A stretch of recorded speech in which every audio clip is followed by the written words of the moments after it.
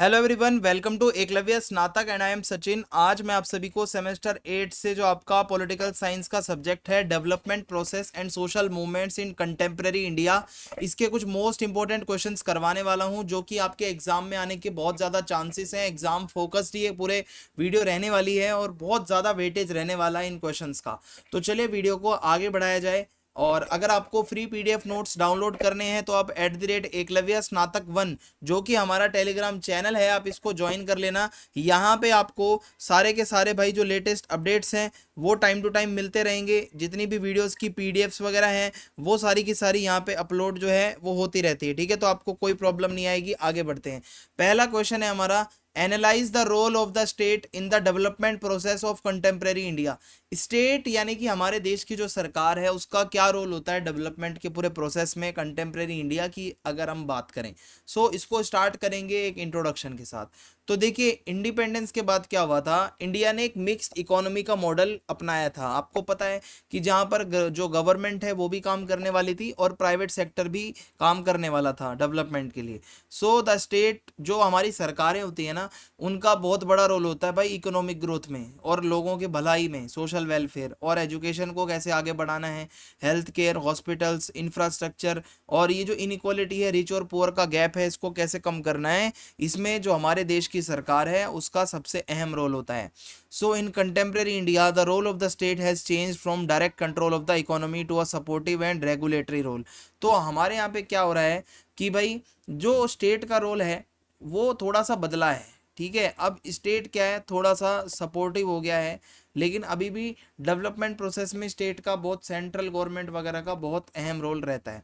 तो सबसे पहले आप इसमें लिखोगे कि economic planning and policy making. जो हमारा जो सरकार है, हमारे देश का जो स्टेट है, वो मदद करता है प्लानिंग करने में, इकोनॉमिक डेवलपमेंट कैसे होगा उसको गाइड करने में। अलग अलग पॉलिसीज चलाई जाती हैं, अलग अलग प्रोग्राम्स चलाए जाते हैं। जैसे इंडिया में पहले 5 ईयर प्लान्स फॉलो हुआ करते थे, हर 5 साल के लिए एक प्लान बनाया जाता था। और इससे क्या है, इंडस्ट्रियल और एग्रीकल्चरल दोनों तरीके की ग्रोथ हो ये मेक श्योर किया जाता था। आज की डेट में नीति आयोग जैसे इंस्टीट्यूशंस हैं जो काम करते हैं पॉलिसी मेकिंग का और सस्टेनेबल डेवलपमेंट की, ऐसा डेवलपमेंट जिससे फ्यूचर जनरेशन्स को भी कोई प्रॉब्लम ना हो। फिर है development of infrastructure. The government develops infrastructure. हमारा देश की, जो हमारे देश की सरकार है, वो रोड बनाएगी, वो रेलवे का इंफ्रास्ट्रक्चर अच्छा करेगी, एयरपोर्ट बनाएगी, इलेक्ट्रिसिटी अच्छी करेगी, डिजिटल सर्विसेज ज़्यादा से ज़्यादा पहुंचाएगी लोगों तक। अच्छा इंफ्रास्ट्रक्चर होगा तो भाई ट्रेड भी बढ़ेगा, एम्प्लॉयमेंट, लोगों को काम धंधा भी मिलेगा, कनेक्टिविटी बढ़ेगी। और हाईवे प्रोजेक्ट हो गए, मेट्रो सिस्टम हो गया, डिजिटल इंडिया हो गया, इन सब से क्या हुआ है, अर्बन और रूरल दोनों ही एरियाज का डेवलपमेंट और मतलब ज़्यादा, बहुत ज़्यादा इम्प्रूव हुआ है। फिर है promotion of education and health care. ये जो हमारा स्टेट है वो क्या करता है, the state provides education and health care facilities to improve human development. हमारे यहाँ पे आपको पता है हॉस्पिटल्स हैं, सरकारी सरकारी स्कूल्स हैं। क्यों हैं, ताकि भाई ह्यूमन डेवलपमेंट हो सके। गवर्नमेंट स्कूल्स हैं, यूनिवर्सिटीज़ हैं, हॉस्पिटल्स हैं, वैक्सीनेशन प्रोग्राम्स चलाए जाते हैं। और आयुष्मान भारत योजना है जहाँ पे गरीब मिडिल क्लास तबके के लोग जो हैं उनको अच्छा जो है हेल्थ सर्विसेज मिल सकें, उसके लिए काम किया जाता है। Poverty alleviation and welfare schemes. तो सबसे बड़ा रोल है सरकार का गरीबी कम करना, लोगों के जीने का स्टैंडर्ड अच्छा करना। तो इसके लिए अलग अलग समय समय पर वेलफेयर स्कीम्स आती रहती हैं। फूड सिक्योरिटी रहे, जैसे राशन दिया जाता है, एम्प्लॉयमेंट, नौकरी मिले, पेंशन मिले, घर मिले, लोगों को फाइनेंशियल सपोर्ट मिले जो लोग वीक हैं। जैसे मनरेगा प्रोग्राम है, सभी को भाई कम से कम काम मिले। पीएम आवास योजना, लोगों को घर मिले। तो ये सब काम सरकार का है। फिर आता है रेगुलेशन ऑफ द इकोनॉमी। जो हमारी सरकार है वो इंडस्ट्रीज़ को, बैंक को, मार्केट्स को, ट्रेड को रेगुलेट करती है ताकि इकोनॉमिक स्टेबिलिटी बनी रहे। जो हमारी सरकारें हैं वही कानून बनाती हैं ताकि कंज्यूमर्स के साथ कुछ गलत ना हो, वर्कर्स के साथ कुछ गलत ना हो, एनवायरनमेंट के साथ भी कुछ गलत ना हो। तो इसके लिए अलग अलग रेगुलेटरी बॉडीज़ बनाई जाती हैं ताकि किसी का एक्सप्लॉयटेशन ना हो और सारी चीज़ें अच्छे से स्मूथली वर्क करें। Promotion of industrial and agricultural growth. हमारी गवर्नमेंट ज़्यादा से ज़्यादा सपोर्ट करती है इंडस्ट्रीज़ को, एग्रीकल्चर को सब्सिडीज़ देकर, है ना, जो किसान होते हैं उनको सब्सिडी मिलती है, लोन दिए जाते हैं। और ठीक है। रिसर्च और टेक्नोलॉजी जो लोग मतलब जितना ज़्यादा अगर प्रोवाइड कर सकेंगे तो उनसे भी मदद मिलेगी। So make in India project है, स्कीम है। एग्रीकल्चरल सपोर्ट प्रोग्राम है किसानों को, जहाँ पे ज़्यादा से ज़्यादा सपोर्ट किया जाता है। सो इस तरीके से प्रमोशन होता है जो सरकार करती है। फिर है social justice and reduction of inequality. जो हमारी सरकारें हैं वो काम करती हैं सोशल और इकोनॉमिक जो इनइक्वालिटीज़ हैं समाज में, जो पिछड़े हुए लोग हैं उनके लिए रिजर्वेशन पॉलिसीज़ बनाना, विमेन एम्पावरमेंट के लिए काम करना, जो मार्जिनलाइज ग्रुप्स हैं, SC ST कम्युनिटी के लोग हैं, माइनॉरिटी के लोग हैं, उनके लिए काम करना। सो सभी को इक्वल अपॉर्चुनिटीज़ मिले उसके लिए काम करना। ये सारी चीज़ें इसमें आ जाएंगी। फिर है ग्लोबलाइजेशन एंड मॉडर्न डेवलपमेंट। सो अगर हम बात करें कंटेम्प्रेरी इंडिया की, हमारा जो सरकार है, जो हमारी स्टेट है, वो ग्लोबलाइजेशन को ज़्यादा से ज़्यादा प्रमोट करती है कि ज़्यादा से ज़्यादा ट्रेड करें हम लोग, फॉरेन इन्वेस्टमेंट जितना हो सकता है कि भाई बाहर से अपने को इन्वेस्टमेंट मिले और टेक्नोलॉजिकल डेवलपमेंट हो ताकि हमारा देश आगे बढ़ पाए। So since the 1991 economic reforms the government has promoted privatisation and liberalisation. यानी कि हमारी सरकारों ने प्राइवेटाइजेशन को भी प्रमोट किया है कि ज़्यादा से ज़्यादा प्राइवेट कंपनियां आकर काम कर सकती हैं। लिबरलाइजेशन यानी कि जो थोड़ी पॉलिसीज़ को लिबरल किया है लेकिन अपने देश हित को देखते हुए। सो कंक्लूज़न यही है कि हमारे कंटेम्प्रेरी इंडिया में हमारा जो स्टेट है, जो सरकार है, उसका बहुत बड़ा रोल होता है डेवलपमेंट के प्रोसेस में, क्योंकि इकोनॉमिक ग्रोथ को वही प्रमोट करेगी जो सरकार है, सोशल वेलफेयर के लिए सरकार काम करेगी, इंफ्रास्ट्रक्चर सरकार बनाएगी, एजुकेशन फैसिलिटीज सरकार देगी, इक्वालिटी लाना सरकार का काम है। प्राइवेट सेक्टर भी बहुत इंपॉर्टेंट है लिबरलाइजेशन के बाद से, लेकिन गवर्नमेंट का भी बहुत बड़ा रोल है। आगे बढ़ते हैं। हमारा नेक्स्ट क्वेश्चन जो है वो है describe the nature of the reform process initiated since the 1990s, evaluate its impact on the economy. So हमें यहाँ पे समझना है कि जो रिफॉर्म्स का प्रोसेस शुरू हुआ था 1990s के समय में, उसको इवेलुएट करके बताना है क्या उसका इम्पैक्ट इकोनॉमी पे रहा। तो देखिए भाई, 1991 में इंडिया ने बहुत तगड़े तगड़े प्रॉब्लम्स, इकोनॉमिक क्राइसिस को फेस करा है due to low foreign exchange reserves, क्योंकि ज़्यादा कोई हम ट्रेड करते नहीं थे, तो महंगाई बहुत ज़्यादा थी, इन्फ्लेशन बहुत ऊपर था, इकोनॉमिक ग्रोथ बहुत धीरे थी। तो ये क्राइसिस से हम कैसे ओवरकम कर सकते हैं, इसके लिए इंडियन गवर्नमेंट ने क्या करा, कुछ इकोनॉमिक रिफॉर्म्स करे under the new economic policy. ठीक है, और ये 1991 में इसको लाया गया था। इससे क्या है, इंडिया की इकोनॉमी पूरी तरीके से चेंज हो गई। हमारा सिस्टम जो है, जो पहले बिल्कुल कंट्रोल्ड था, सब कुछ सरकार कर रही थी, अब वो थोड़ा सा ओपन हो गया, मार्केट बेस्ड इकोनॉमी की तरफ हम चले गए। अब थोड़ा सा समझते हैं इसमें है क्या। सबसे पहले लिबरलाइजेशन। लिबरलाइजेशन का मतलब होता है कि गवर्नमेंट कम से कम कंट्रोल करे, ज़्यादा समझ रहे हो, कहते हैं ना कि भाई तंग ना करे गवर्नमेंट इंडस्ट्रीज़ को, बिजनेसमैन लोगों को, क्योंकि ज़्यादा अगर रिस्ट्रिक्शन होंगे जो पहले होते थे प्रोडक्शन पे, इन्वेस्टमेंट पे, ट्रेड पर, वो हटा दिए गए। प्राइवेट कंपनीज़ को ज़्यादा फ्रीडम दे दी गई कि जाओ अपने आप को एक्सपेंड करो, जो आप करना चाहते हो वो आप करो। प्राइवेट कंपनियों को पूरी छूट दे दी गई। फिर प्राइवेटाइजेशन में क्या हुआ कि भाई पब्लिक सेक्टर का रोल कम होगा, सरकारी चीज़ें कम होंगी, प्राइवेट चीज़ें ज़्यादा होंगी, and increasing the role of private companies. ठीक है, सो कुछ गवर्नमेंट ओन्ड इंडस्ट्रीज़ हैं जिसको बेच दिया गया या प्राइवेट पार्टिसिपेशन के लिए खोल दिया गया कि आओ मिलकर भी काम कर सकते हैं। सरकारें और कंपनियां भी मिलकर बहुत सारा काम कर रही हैं। फिर है ग्लोबलाइजेशन। ग्लोबलाइजेशन का मतलब है दुनिया से जोड़ना है, हमारी इंडियन इकोनॉमी को दुनिया भर से, वर्ल्ड इकोनॉमी से जोड़ना है। सो फॉरेन कंपनीज को अलाउ किया गया कि आओ इंडिया में इन्वेस्ट करो। इंडियन कंपनीज भी ग्लोबल मार्केट्स में घुसी अपना भाई अपना अपना माल लेकर, और इंटरनेशनल ट्रेड बहुत ज़्यादा बढ़ा, फॉरेन इन्वेस्टमेंट बढ़ने लगा धीरे धीरे, स्लोली स्लोली। फिर क्या है, financial sector reforms. So the banking and financial sectors were modernise. जो हमारा बैंकिंग सिस्टम बहुत पुराना था उसको मॉडर्न किया गया। Interest rates were deregulated, private banks were allowed. अब यहाँ पे प्राइवेट बैंक खुलना इंडिया में स्टार्ट हो गई। स्टॉक मार्केट्स जो थी वो थोड़ी ट्रांसपेरेंट हो गई जो पहले नहीं थी। तो ये एक फाइनेंशियल सेक्टर का रिफॉर्म हुआ। ट्रेड में रिफॉर्म ये हुआ, इंपोर्ट ड्यूटी और एक्सपोर्ट रिस्ट्रिक्शंस को कम किया गया। जो बाहर से कोई सामान पहले बेचने आता था तो हम उसको इजीली बेचने नहीं देते थे, तो जब हमने उसको थोड़ा सा रिड्यूस कर दिया तो इससे फॉरेन ट्रेड बढ़ेगा। ठीक है, और साथ ही साथ कंपटीशन भी तो बढ़ेगा ना इंडियन मार्केट्स के अंदर, ये सब होने लगा। इंडस्ट्रियल रिफॉर्म्स हुए, भाई industrial licensing was removed for many industries, बहुत सारी इंडस्ट्रीज में पहले लाइसेंस चाहिए होता था, वो लाइसेंस वाला सिस्टम खत्म कर दिया, और इससे क्या है, डिले नहीं होगा और इंडस्ट्रियल ग्रोथ तेजी से हो पाएगी, एंटरप्रेन्योरशिप जो है उसको बढ़ावा मिलेगा। Impact of economic reforms on the Indian economy, अब इसका इम्पैक्ट क्या पड़ा है, कुछ तो अच्छा इम्पैक्ट पड़ा है कि भाई इंडिया की जीडीपी जो है उसकी ग्रोथ रेट बढ़ी है रिफॉर्म्स के बाद, इकोनॉमी जो है वो one of the fastest growing economy है दुनिया में इंडिया की, और इंक्रीज इन फॉरेन इन्वेस्टमेंट, जो एफडीआई है वो बड़ा है टेक्नोलॉजी के मामले में, टेलीकम्युनिकेशंस, ऑटोमोबाइल्स, रिटेल, तो इससे लोगों को जॉब मिली है, टेक्नोलॉजी अच्छी हुई है। सर्विस सेक्टर की ग्रोथ हो रही है, आईटी सेक्टर है, बैंकिंग है, टेलीकॉम है, टूरिज्म है, ये धीरे धीरे एक्सपेंड होता जा रहा है।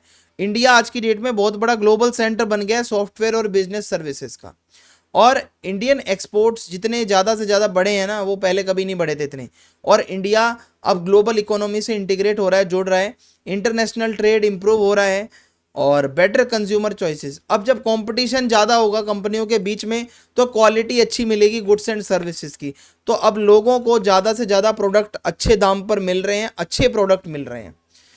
नेगेटिव कुछ इम्पैक्ट्स भी हैं, जैसे कि देखो फ़ायदे तो हैं लेकिन फ़ायदा सबको बराबर नहीं है। अर्बन एरियाज़ और जो स्किल्ड वर्कर्स हैं उनको ज़्यादा फ़ायदा हुआ है, गाँव के अंदर जो लोग हैं, गरीब जो लोग हैं, उनको इतना फ़ायदा इससे कोई नहीं हुआ है।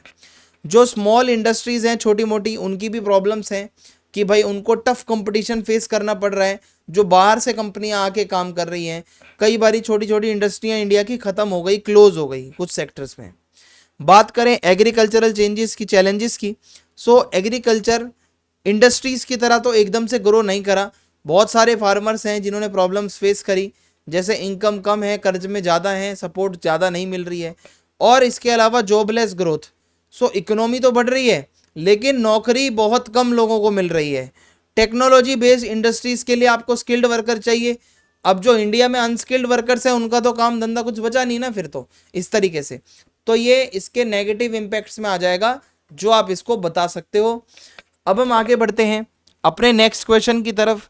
How has capitalism affected how has capitalism affected the agricultural sector, discuss it's impact on small farmers, छोटे फार्मर्स पे कैपिटलिज्म का क्या इम्पैक्ट पड़ा है, एग्रीकल्चर पे क्या इम्पैक्ट पड़ा है, तो इसको धीरे धीरे समझने की कोशिश करते हैं। देखो कैपिटलिज्म इन एग्रीकल्चर, इसका मतलब क्या होता है कि भाई ज़्यादा से ज़्यादा प्राइवेट कंपनियां अब खेती बाड़ी में घुसने की कोशिश करेंगी, ठीक है, और जो जितनी भी मार्केट फोर्सेस वगैरह हैं वो यहाँ पे घुसने की कोशिश करेगी यहाँ पे।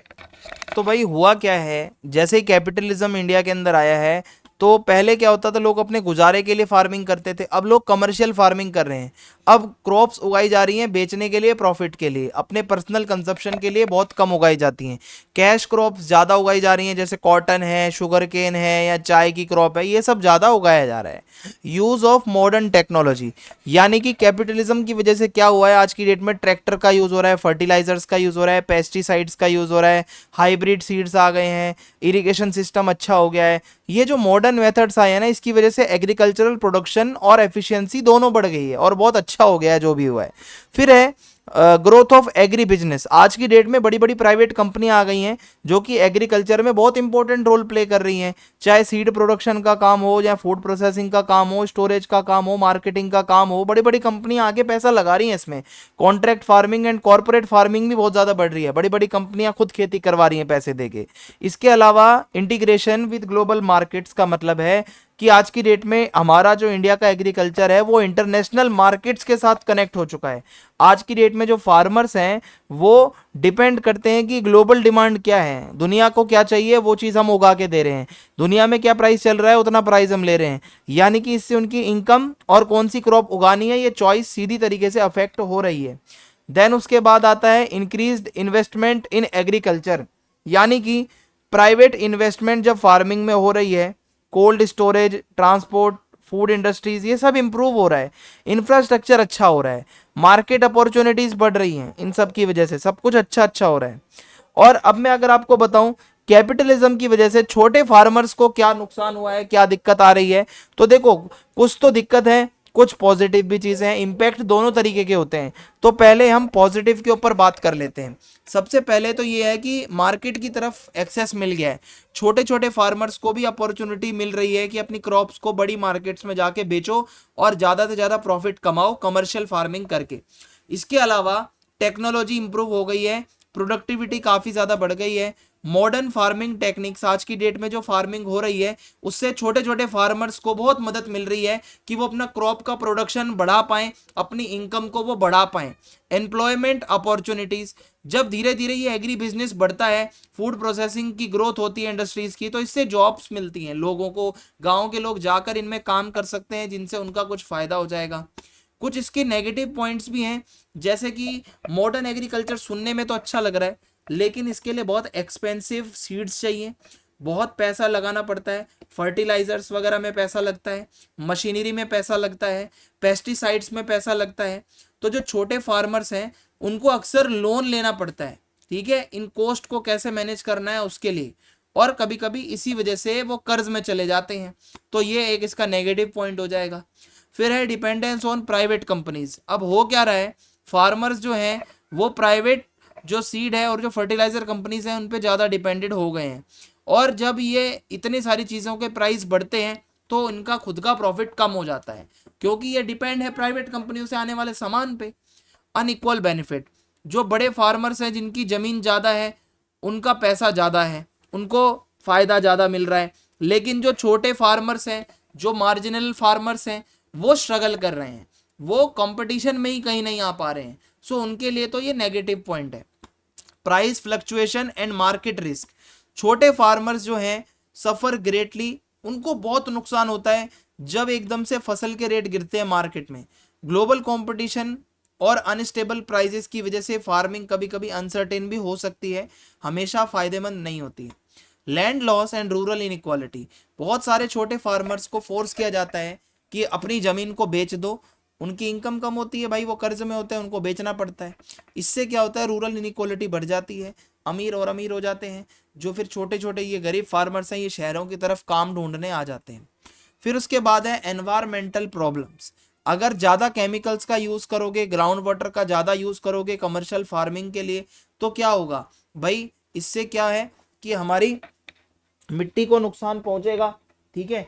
अगर ज़्यादा केमिकल्स डलेंगे मिट्टी में तो सीधी सी बात है कि भाई मिट्टी को तो नुकसान पहुंचना ही पहुंचना है, और इसके अलावा क्या होगा, हमारा एनवायरनमेंट खराब होगा, ठीक है। सो कंक्लूजन इसका क्या निकलता है, कंक्लूजन यही निकलता है कि कैपिटलिज्म की वजह से एग्रीकल्चर अच्छा हुआ है, कमर्शलाइजेशन भी हुआ है, टेक्नोलॉजी आई है, मार्केट से हम जुड़ रहे हैं, प्रोडक्टिविटी भी बढ़ रही है, नई अपॉर्चुनिटीज़ भी आ रही हैं, बेनिफिट्स भी हैं, लेकिन अक्सर किसान कर्जे में चले जाते हैं, मार्केट का रिस्क होता है, इनइक्वालिटी वाली प्रॉब्लम आ जाती है क्योंकि कईयों के पास रिसोर्सेज हैं, कईयों के पास रिसोर्सेज नहीं हैं, और प्राइवेट कंपनियों के ऊपर ज़्यादा डिपेंड रहना पड़ता है। सो गवर्नमेंट सपोर्ट और अच्छा फेयर प्राइसिंग और सस्टेनेबल पॉलिसीज़ बहुत ज़रूरी है ताकि इन छोटे फार्मर्स का ज़्यादा नुकसान ना हो और एक बैलेंस तरीके से एग्रीकल्चर का डेवलपमेंट जो है वो इंडिया में हो पाए। तो आई होप ये वाला क्वेश्चन आपको समझ में आ गया होगा।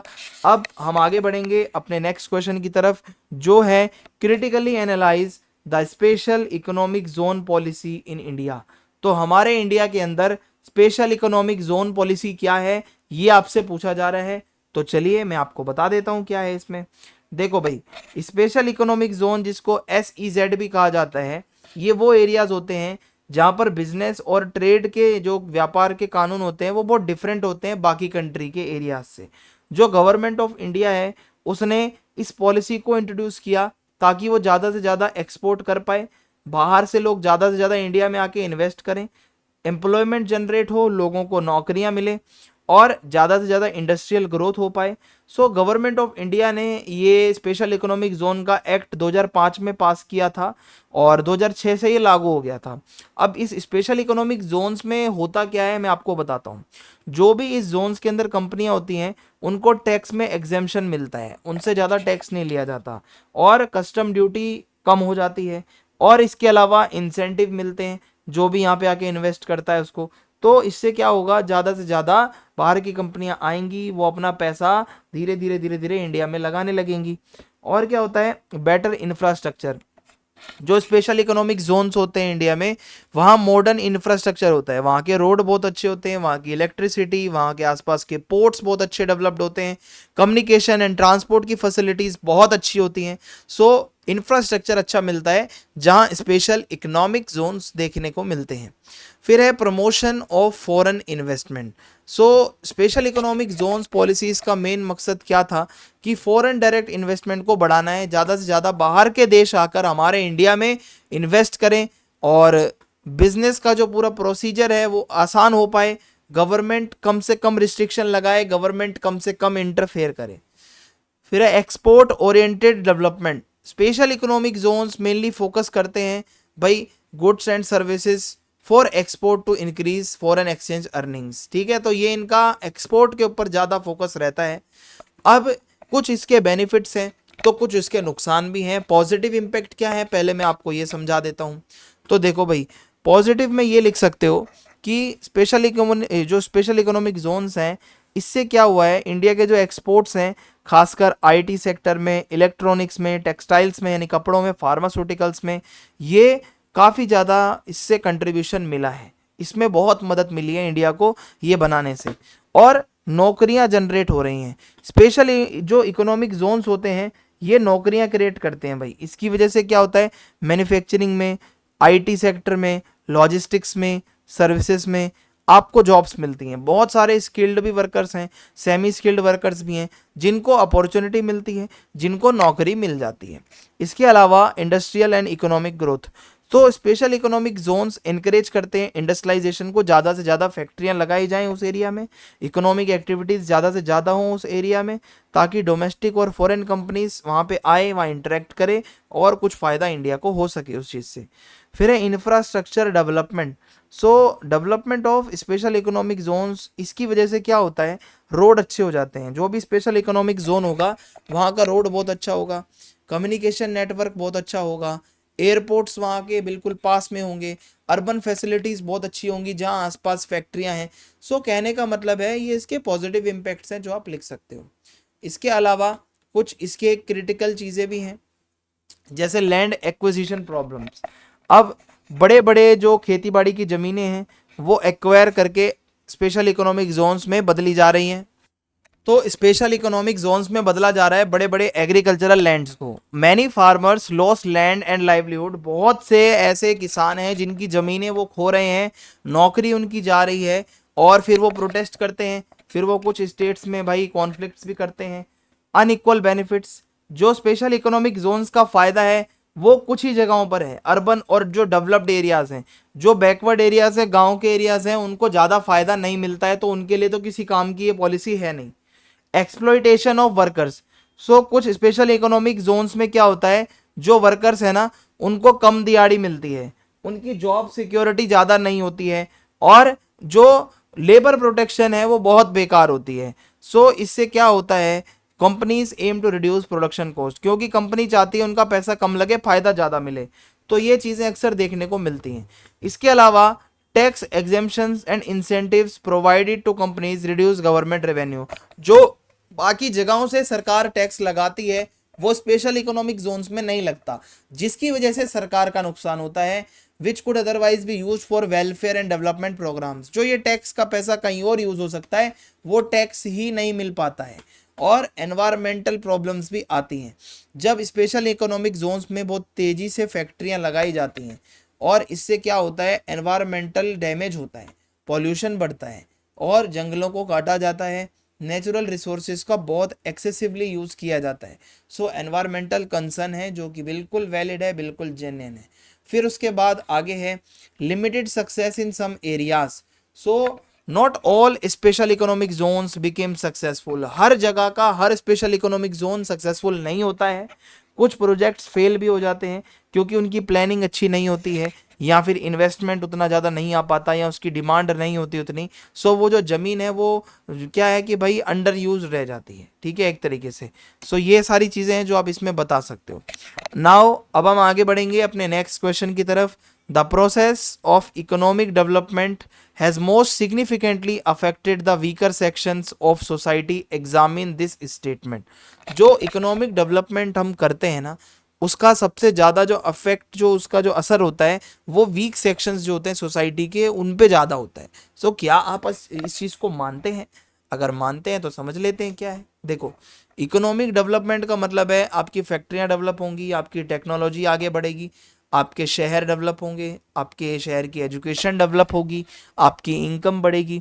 तो इंडिया बहुत तेज़ी से डेवलप कर रहा है, बहुत तेज़ी से, इंडिपेंडेंस के बाद से, खासकर जो हमने 1991 में इकोनॉमिक रिफॉर्म्स करे थे उसके बाद से तो और ज़्यादा। हाउएवर, ये जो डेवलपमेंट है, ये जो हमारे देश के वीकर सेक्शंस हैं सोसाइटी के, जो गरीब लोग हैं, उनको ज़्यादा अफेक्ट कर रहा है। सो कुछ लोगों का फ़ायदा हुआ है, लेकिन बहुत सारे किसान हैं, वल्नरेबल ग्रुप्स हैं, गरीब लोग हैं, उनको प्रॉब्लम्स फेस करनी पड़ती हैं। चाहे इनक्वालिटी की प्रॉब्लम हो, चाहे फिर वो अनएम्प्लॉयमेंट हो, उनको नौकरी नहीं मिल पाती है, या डिस्प्लेसमेंट हो, भाई डेवलपमेंट के नाम पे किसी को उसके घर से उजाड़ दिया जाता है। तो ये इसका इंट्रोडक्शन है जो मैंने आपको बताया। अब हम आगे बढ़ते हैं। Increase in economic inequality. तो इकोनॉमिक डेवलपमेंट से क्या हो रहा है, जो गैप है वो बढ़ रहा है रिच एंड पुअर का। जो बड़े बिजनेसमैन हैं, शहर के लोग हैं, उनको ज़्यादा अपॉर्चुनिटीज़ मिल रही हैं, उनका फ़ायदा ज़्यादा हो रहा है, लेकिन जो गरीब लोग हैं उनको कोई बेनिफिट नहीं मिल पा रहा है इक्वली जितना अमीर लोगों को मिल रहा है। सो वेल्थ जो है, जो धन दौलत है, वो केवल कुछ ही लोगों के हाथ में ज़्यादा है। वीकर सेक्शन जो है इंडिया का, वो बहुत पुअर है। हमारे यहाँ के लोग बहुत गरीब हैं आज भी। प्रॉब्लम्स जो स्मॉल फार्मर्स फेस करते हैं, देखो, मॉडर्न एग्रीकल्चर और कैपिटलिस्ट फार्मिंग से क्या है, प्रोडक्शन तो बढ़ गया, लेकिन जो छोटे छोटे फार्मर्स हैं उनको बहुत नुकसान हो रहा है, क्योंकि सीड्स की कॉस्ट बढ़ रही है, फर्टिलाइज़र महंगे हो रहे हैं, जो वो लोन लेते हैं कर्जे में डूब जाते हैं, उनकी ज़मीनें उनको खोनी पड़ती है, वो प्रॉफिट उनको उतना नहीं मिल पाता है जो मिलना चाहिए। और बहुत सारे फार्मर्स हैं जो कि आप कह सकते हो फाइनेंशियली वीक हो जाते हैं, और फिर उनको मनी लेंडर्स जो पैसे उधार देते हैं उनके ऊपर डिपेंड रहना पड़ता है। फिर है displacement due to development projects.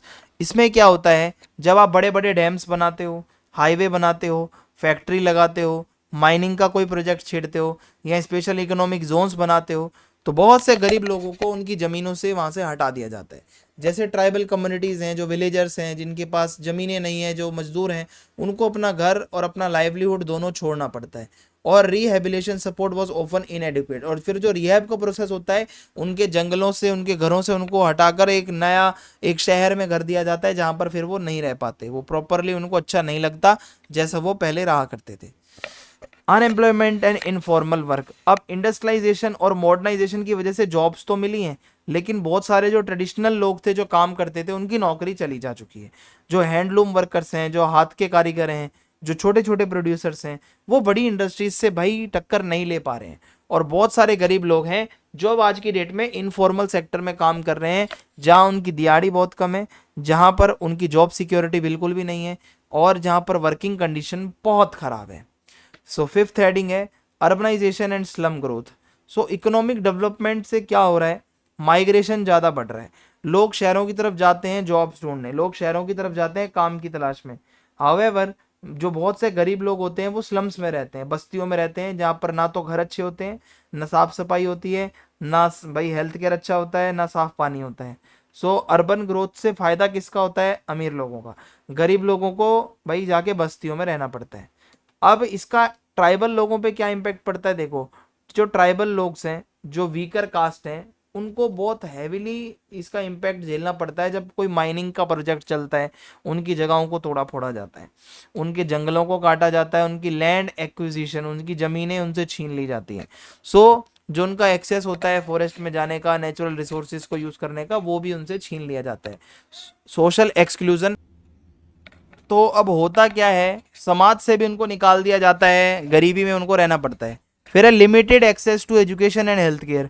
अब डेवलपमेंट से एजुकेशन अच्छी होती है, हेल्थ केयर फैसिलिटीज़ आती है अर्बन एरियाज़ में, लेकिन जो गरीब लोग हैं बेचारे, जो वीक सेक्शंस हैं, उनको फिर भी स्कूल अच्छे नहीं मिल पाते, और प्राइवेट जो हॉस्पिटल्स हैं उनके लिए बहुत महंगे होते हैं, बेसिक सर्विसेज जो है वो नहीं मिल पाती उनको उनके गाँव में। इसकी वजह से बहुत सारे लोग गरीबी के जाल में फंस के रह जाते हैं। अब गवर्नमेंट के क्या एफर्ट्स होते हैं, गवर्नमेंट कुछ वेलफेयर स्कीम्स निकालती है जो वीक सेक्शंस की मदद कर सके। मनरेगा स्कीम है, लोगों को रोजगार मिले, दिहाड़ी मजदूर जो है, मेहनत कश जो किसान हैं। फूड सिक्योरिटी स्कीम्स हैं, भाई राशन जो है मुफ्त में सरकार आपको देती है। रिजर्वेशन पॉलिसीज हैं, एससी एसटी ओबीसी को सरकारी स्कूल्स में, कॉलेजेस में, सरकारी नौकरी में रिजर्वेशन मिले। Subsidies and rural development programmes, अलग अलग चीज़ों पे सब्सिडी देना, गांव में डेवलपमेंट कैसे हो सकता है इसके लिए काम करने के लिए लगातार सरकार एफर्ट्स करती है। So these programmes have improved conditions to some extent, कुछ हद तक इम्प्रूवमेंट हुआ है, लेकिन इनक्वालिटी और गरीबी अभी भी एक बहुत बड़ी प्रॉब्लम है जो कि देखने को मिल रही है। ठीक है भाई, तो सरकार अपनी तरफ से पूरी भाई जो समस्या है वो दूर करने की कोशिश कर रही है।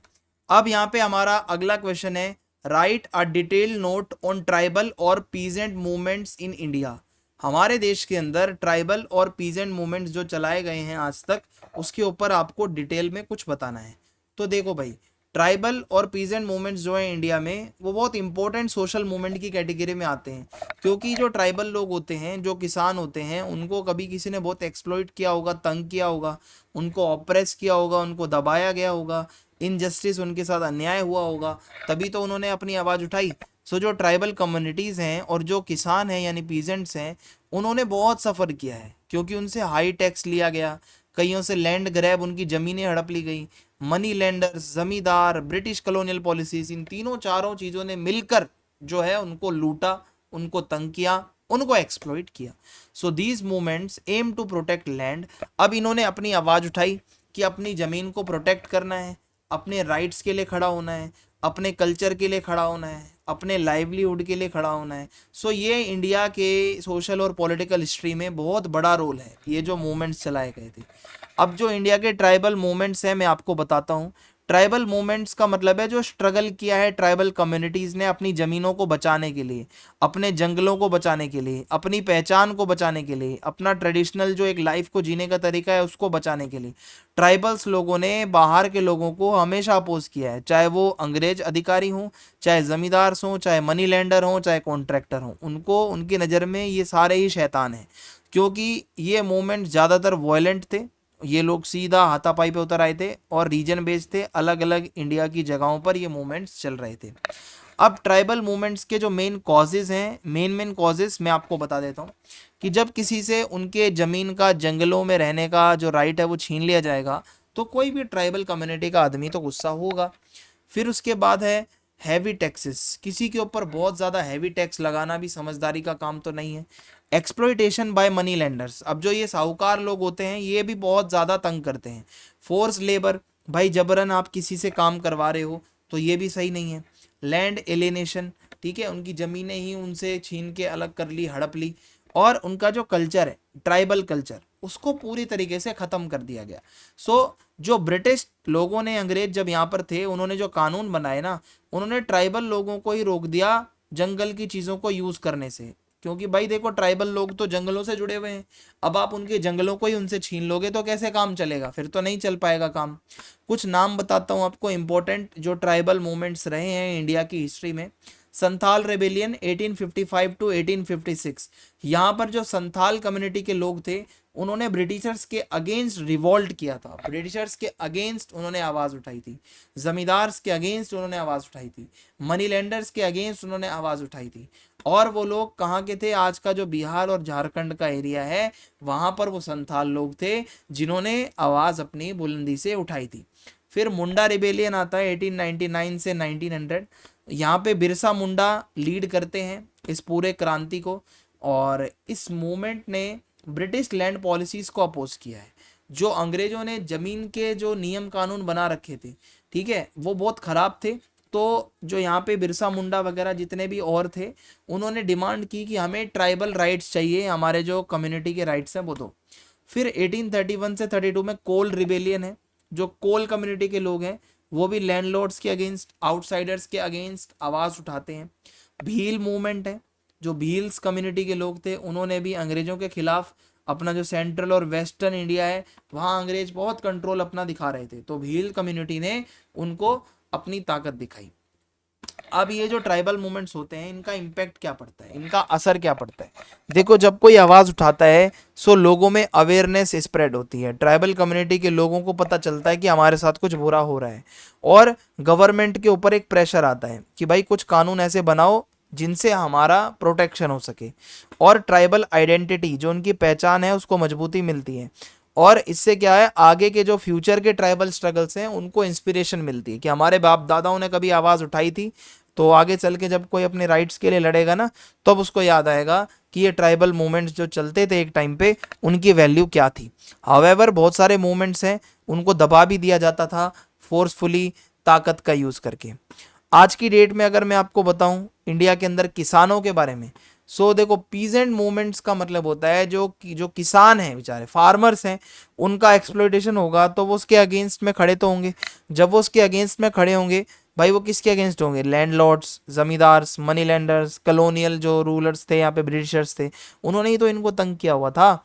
सो अब पीजेंट्स की डिमांड क्या है, किसान क्या चाहते हैं कि भाई टैक्स कम करो, हमारी दिहाड़ी प्रॉपर दो हमें, है ना, और हमारा जो है ओनरशिप, जो हमसे हमारी ज़मीनें मत छीनो, हमें जो है कर्ज मुक्त करो, जो हमारे ऊपर इतना कर्जा चढ़ा हुआ है कोशिश करो कि ये कर्जा कम हो सके, जितना ज़्यादा हो सकता है इसको कम करवाओ।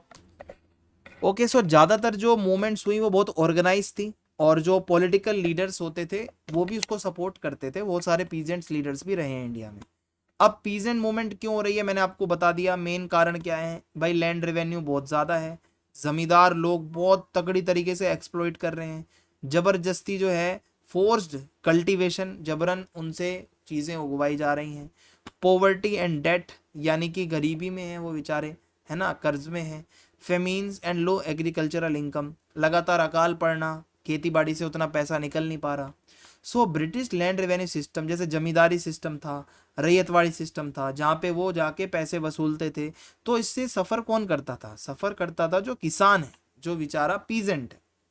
आगे बढ़ते हैं, इंपॉर्टेंट पीजेंट मूवमेंट्स, अब इसको समझिए। इंडिगो रिवोल्ट, कुछ नाम बता रहा हूँ आपको मैं, इंपॉर्टेंट जो पीजेंट मूवमेंट्स चलाए गए हैं। इंडिगो रिवोल्ट है 1859 से 1860। सो जो बंगाल के अंदर किसान थे उन्होंने ये प्रोटेस्ट करा था, जो ब्रिटिश प्लांटर्स आए थे यहाँ पे वो इंडिगो उगवाना चाहते थे, जबरदस्ती उनसे उगवाना चाहते थे, तो इन्होंने इंडिगो रिवोल्ट करा। फिर 1917 में चंपारण मूवमेंट हुआ, अगेन यहाँ पे महात्मा गांधी जुड़ जाते हैं और इंडिगो फार्मिंग का ही मुद्दा था। फिर 1928 में बारदोली सत्याग्रह हुआ, जहाँ सरदार वल्लभ भाई पटेल इसको लीड करते हैं, और मेन यही था कि भाई इससे क्या है कि भाई लैंड रेवेन्यू बहुत ज़्यादा मांगा जा रहा था गुजरात में। फिर है तिभागा मूवमेंट, ये बंगाल के ही किसान थे, ये कहते हैं डिमांड करते हैं 2/3 share of crops instead of half, कि जो भाई 2/3 शेयर हमें मिलना चाहिए, हाफ नहीं चाहिए। तेलंगाना मूवमेंट है, यहाँ पे भी किसान फ्यूडल लैंडलॉर्ड्स के अगेंस्ट हैदराबाद के अंदर मूवमेंट चला रहे थे। तो ये कुछ इंपॉर्टेंट मूवमेंट्स के नाम हैं जो आप याद रख सकते हो। अब इन पीजेंट मूवमेंट से क्या इम्पैक्ट पड़ता है, क्या असर होता है? देखो, इससे लोगों में पॉलिटिकल अवेयरनेस आती है, खासकर किसानों के अंदर, और लैंड रिफॉर्म पॉलिसीज, ठीक है, कि भाई इससे क्या होगा, कैसे कैसे आगे की पॉलिसीज बनेंगी, थोड़ा उसमें सुधार आप कर सकते हो। और जब ये मूवमेंट चलाई गई तो कुछ एरियाज में एक्सप्लॉयटेशन कम हुआ, जो भाई एक्सप्लॉयटेशन कर रहे थे उनको थोड़ा तो डर बैठेगा दिमाग। Strengthened the national freedom movement, और जो हमारा जो नेशनल फ्रीडम मूवमेंट चलाया जा रहा था उसको मजबूती मिली, और जो आगे की डेट में मॉडर्न की आज की इंडिया में जो फार्मर्स लोग मूवमेंट करते हैं उनको भी अपनी इंस्पिरेशन इन्हीं मूवमेंट से कहीं ना कहीं मिलती है। सो इतने रिफॉर्म्स होते हैं, आज भी बहुत सारे किसान गरीबी में हैं, कर्ज में हैं, लैंड रिलेटेड प्रॉब्लम्स उनकी ख़त्म नहीं हुई हैं पूरी तरीके से। अब हम आगे बढ़ेंगे, वी विल मूव अहेड, और इसको समझने की कोशिश करेंगे हमारा नेक्स्ट क्वेश्चन क्या कहता है। Discuss in detail the achievements and drawbacks of the green revolution. Green revolution क्या है मैं आपको बता देता हूँ। ग्रीन रेवोल्यूशन एक तरीके से इंडिया में जो आप मान के चलो 1960s में एक लहर सी आ गई थी कि हमें फूड प्रोडक्शन बढ़ाना है, अपनी खेती को अच्छा करना है। सो इसके लिए नई टेक्नोलॉजी, अच्छी वैरायटी के seeds, chemical fertiliser, pesticide, irrigation का मेथड अच्छे से अच्छा इंट्रोड्यूस किया गया। गवर्नमेंट ऑफ इंडिया ने इस पे मेहनत करी, और इंडिया चाहता था कि वो सेल्फ सफिशिएंट बने फूड ग्रेन्स के मामले में, अनाज के लिए उसको कहीं किसी और के पास ना जाना पड़े, लेकिन at the same time environment और सोसाइटी में कुछ प्रॉब्लम्स भी क्रिएट होती हैं। अब ग्रीन रेवोल्यूशन से हुआ क्या कि भाई सबसे बड़ी अचीवमेंट तो ये थी कि तेजी से वीट यानी गेहूं और राइस का प्रोडक्शन बढ़ा इंडिया में। Which earlier depended on food imports, जो पहले बाहर से इम्पोर्ट होता था अब हम खुद उगाने लग रहे हैं, ठीक है, अपनी पॉपुलेशन के लिए। Wheat production increased greatly in Punjab and Haryana, Punjab और हरियाणा दो ऐसी जगहें थी जहां पर बहुत तेजी से ये चीज़ बढ़ी। India reduce the danger of famine and food shortages, जो एक खतरा होता है भाई, कभी अकाल पड़ सकता है, कभी भाई फूड शॉर्टेज हो सकती है, उसका खतरा कम हुआ। Self sufficiency in agriculture, so green revolution के पहले इंडिया अपने फूड ग्रेन्स को इंपोर्ट करता था, बाहर से हमारे सारी चीजें आती थी, लेकिन रेवोल्यूशन के बाद इंडिया सेल्फ रिलायंट बन गया खाने के मामले में, उसको कहीं दूर जाने की जरूरत नहीं है, फॉरेन कंट्रीज से हमें कुछ मंगवाने की जरूरत नहीं है। कहने का मतलब हुआ कि फूड सिक्योरिटी इंप्रूव हो गई। फिर एक growth of modern farming, farmers ने मॉडर्न एग्रीकल्चरल मेथड्स को यूज किया, जैसे ट्रैक्टर का यूज किया, मशीनों का यूज करना शुरू कर दिया, ट्यूबवेल्स का यूज किया, इरिगेशन की फैसिलिटीज अच्छी हो गई, फर्टिलाइजर्स अच्छे अच्छे मिल गए, पेस्टिसाइड्स आ गए, साइंटिफिक तरीके से खेती होने लगी। कहने का मतलब है फार्मिंग में अच्छे से अच्छा जो हो सकता है प्रोडक्टिविटी बढ़ाने के लिए, एफिशिएंसी को बढ़ाने के लिए, वो कदम उठाए जाने लगे। ठीक है जी, आगे बढ़ते हैं। Increase in farmers income, farmers जिन्होंने नई टेक्नोलॉजी को अडॉप्ट किया उनका ज्यादा से ज्यादा फायदा हुआ, क्योंकि भाई क्रॉप्स का प्रोडक्शन बढ़ गया, कमर्शियल फार्मिंग बढ़ गई, अब लोग उगा रहे हैं बेचने के लिए, रूरल मार्केट्स डेवलप होने लगी, बहुत सारे फार्मर्स का स्टैंडर्ड ऑफ लिविंग अच्छा हो गया। लेकिन at the same time green revolution के कुछ कमियां भी हैं, कुछ इसके ड्रॉबैक्स भी हैं, जो कि आपको समझना बहुत जरूरी है। जैसे कि हर जगह ग्रीन रेवोल्यूशन का फायदा नहीं पहुंचा। The benefits of the green revolution were mainly limited to states like Punjab, Haryana and western UP, ये तीन जगहों पे ही ज्यादातर इसका फायदा देखने को मिलता है, बाकी जगहों पे इतना ज्यादा फायदा ग्रीन रेवोल्यूशन से कोई खास देखने को नहीं मिला था। पुअर एंड ड्राई रीजन्स, जो गरीब एरिया है इंडिया के, जो सूखे एरियाज हैं, वहां ज्यादा बेनिफिट देखने को नहीं मिला। रीजनल इंबैलेंस देखने को मिलता है इंडिया में कि कुछ एरियाज तो बहुत आगे जा रहे हैं, कुछ एरियाज का कुछ भी नहीं हो रहा है। छोटे फार्मर्स के लिए प्रॉब्लम्स क्रिएट हो गई, क्योंकि जो अमीर फार्मर्स हैं वो तो मशीनें भी खरीद लेंगे, हाई क्वालिटी के सीड्स भी खरीद लेंगे, फर्टिलाइजर्स भी खरीद लेंगे, लेकिन जो स्मॉल फार्मर्स हैं दिक्कत तो उनके लिए है सारी, तो इनको लोन लेना पड़ेगा, है ना, कई जो है वो कर्ज में फंस जाएंगे, और गांव के अंदर क्या होगा, इकोनॉमिक इनइक्वालिटी बहुत ज्यादा बढ़ जाएगी और एनवायरमेंट को नुकसान पहुंचेगा। अगर ज्यादा केमिकल फर्टिलाइजर्स यूज होंगे तो इससे पेस्टिसाइड ज्यादा यूज होंगे तो नेचर का नुकसान होगा। सॉइल फर्टिलिटी जो है, जो हमारी मिट्टी अच्छी रहती है ना, वो धीरे धीरे ओवर द टाइम खराब होने लगेगी, और पानी का पोल्यूशन बहुत ज्यादा बढ़ जाएगा, ग्राउंड वाटर का लेवल एकदम से कम होने लगेगा, क्योंकि लोग लालच में ज्यादा इरिगेशन करेंगे। सो लॉन्ग टर्म में चलकर एनवायरमेंट के लिए नुकसान है, फायदा कोई नहीं है इसके, ठीक है। और loss of traditional crops and biodiversity, अब यहाँ पे फार्मर्स ये नहीं है कि भाई वीट और राइस को मतलब आप अगर देखोगे अपने लिए उगा रहे हैं, no, farmers focused mostly on wheat and rice for higher profits, अब इनको प्रॉफिट कमाना है इसलिए उगाना है। जो ट्रेडिशनल हमारी क्रॉप्स हुआ करती थी जैसे मिलेट्स है, बाजरा है, दालें हैं, उसको फार्मर्स ने इग्नोर करना शुरू कर दिया, और क्रॉप डाइवर्सिटी क्या हुआ, कम हो गई, और अब सिर्फ कुछ ही क्रॉप्स को ज्यादा उगाने पे फोकस था। इससे क्या होगा, हमारे फ्यूचर में हमें दिक्कत हो सकती है, तो ये इसका एक ड्रॉबैक है। कंक्लूजन में आप बता दो कि भाई ग्रीन रेवोल्यूशन का बहुत बड़ा रोल है इंडिया को फूड सिक्योर बनाने में, उसको मॉडर्नाइज करने में, हमारे एग्रीकल्चर को, लेकिन एट द सेम टाइम इससे इनइक्वालिटी भी आई है, एनवायरमेंटल प्रॉब्लम्स भी आई हैं, डिफिकल्टीज भी आई हैं छोटे फार्मर्स को। फ्यूचर एग्रीकल्चरल डेवलपमेंट जो आगे का होना है वो फोकस होना चाहिए उसका सस्टेनेबल और बैलेंस तरीके से ग्रोथ हो भाई, ये ना हो कुछ ही लोगों को और कुछ ही जगहों पे फायदा हो रहा है, सभी को फायदा हो, सभी जगहों पे फायदा होना चाहिए। अब हमारा अगला क्वेश्चन है क्रिटिकली एवेल्युएट, हमारा नेक्स्ट क्वेश्चन है critically evaluate Nehru's strategies of plant development in post colonial India. तो इसको समझने की कोशिश करते हैं, नेहरू की क्या स्ट्रेटेजी रही है, ठीक है, प्लानिंग करके डेवलपमेंट करने की, आजादी के बाद का जो इंडिया था। So after independence in 1947 India में बहुत गरीबी थी, लोगों के पास रोजगार नहीं था, इंडस्ट्रियल ग्रोथ बहुत कम थी, हमारा इंफ्रास्ट्रक्चर भी ज़्यादा अच्छा नहीं था। हमारे पहले प्रधानमंत्री जवाहरलाल नेहरू का मानना था कि प्लान्ड इकोनॉमिक डेवलपमेंट बहुत ज़रूरी है, हमें अपना अगर इकोनॉमिक डेवलपमेंट करना है तो उसकी प्लानिंग करनी होगी। तो इंडिया ने 5 ईयर प्लान्स को अडॉप्ट किया और एक मिक्स्ड इकोनॉमी के मॉडल की तरफ हम गए कि हम 5 साल के लिए अपना प्लान बनाएंगे, फिर उसके ऊपर काम करेंगे, फिर नेक्स्ट 5 साल के लिए काम करेंगे, ऐसा कुछ करने का प्लान था। So Nehru introduced planned economic development 5 year plan, जो कि सोवियत अगर आप देखोगे यूनियन में हुआ करता था, यूएसएसआर में ऐसा होता था। सो प्लानिंग कमीशन को 1950 में बनाया गया। ये काम करेगा भाई, प्लान बनाने का काम प्लानिंग कमीशन का है। सो गवर्नमेंट ने डिसाइड किया अपनी इकोनॉमिक प्रायोरिटी, किससे हमें ज़्यादा फायदा मिल सकता है, पहले उस चीज़ पे काम करना है। रिसोर्सेज को कैसे एलोकेट करना है, मेन एम क्या है, नेशनल डेवलपमेंट, अपने देश को आगे बढ़ाना है, और इससे इंडिया की इकोनॉमी को एक डायरेक्शन मिली। फिर डेवलपमेंट ऑफ हैवी इंडस्ट्रीज। सो नेहरू का फोकस था हैवी और बेसिक इंडस्ट्रीज को बनाने में।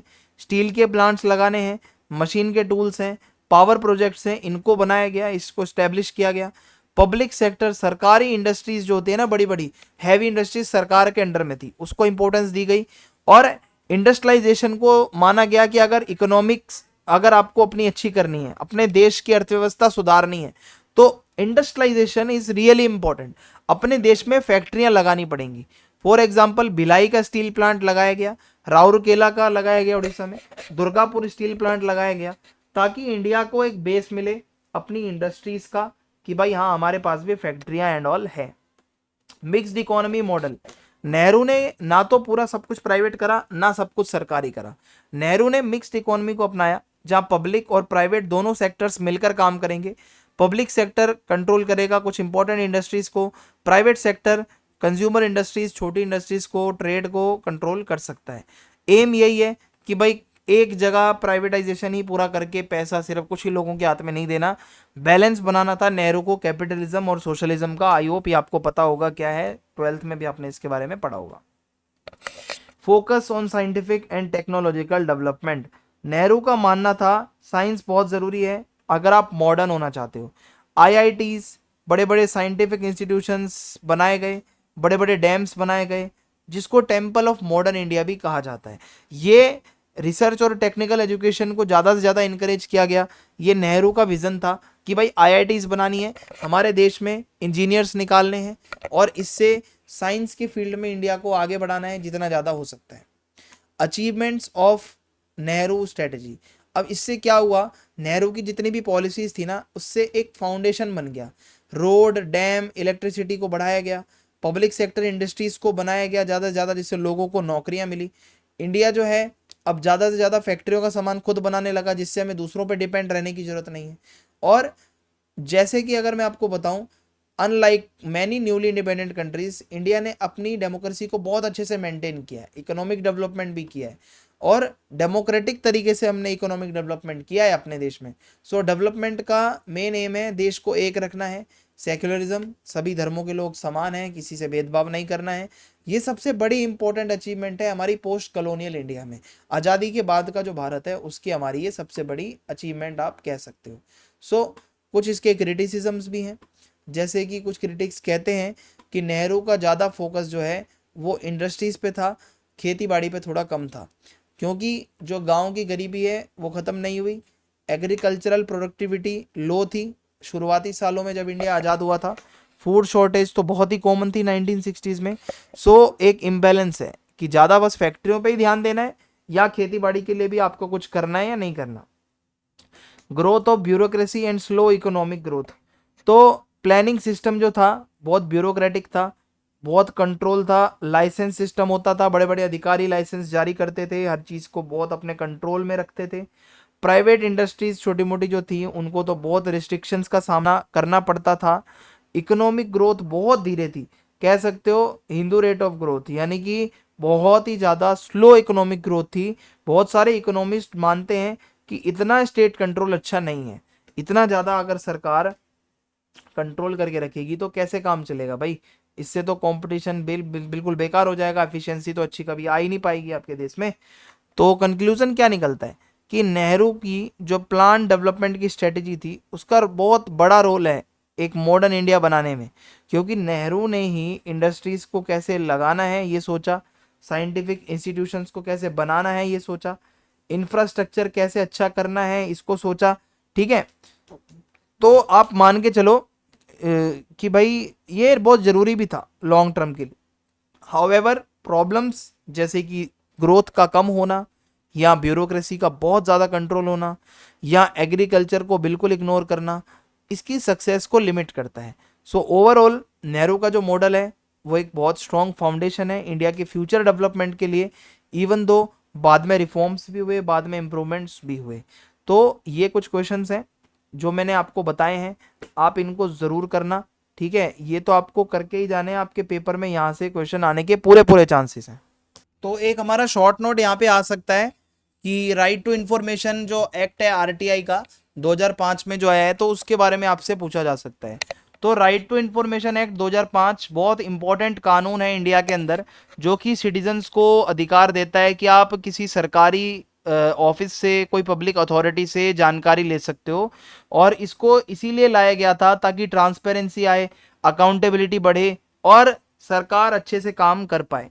तो इसके मेन फीचर्स यही हैं कि भाई सिटीजन्स जो नागरिक हैं वो इन्फॉर्मेशन ले सकते हैं सरकार से, किसी भी डिपार्टमेंट से। पब्लिक अथॉरिटीज़ को 30 दिन के अंदर अंदर वो जानकारी देनी होती है।